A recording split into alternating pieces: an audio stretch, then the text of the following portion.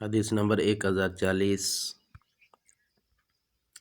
حدثنا عمرو بن عون قال حدثنا خالد عن يونس عن الحسن عن أبي بكر قال كنا عند رسول الله صلى الله تعالى عليه وسلم فانكسفت الشمس فقام النبي صلى الله عليه وسلم يجر رداءه حتى دخل المسجد فدخلنا فصلى بنا ركعتين حتى جلت الشمس فقال صلى الله عليه وسلم إن الشمس والقمر لا ينكسفان لموت أحد فإذا رأيتموهما فصلوا وادعوا حتى يكشف ما بكم.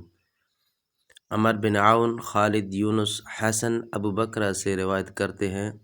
ابو بکرہ نے بیان کیا کہ ہم لوگ نبی کریم صلی اللہ تعالی علیہ وسلم کے ساتھ تھے تو سورج میں گہن لگا۔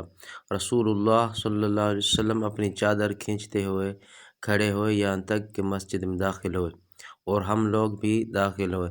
پھر آپ صلی اللہ علیہ وسلم نے فرمایا کہ آفتاب و مہتاب کسی کی موت کے سبب سے گہن میں نہیں آئے۔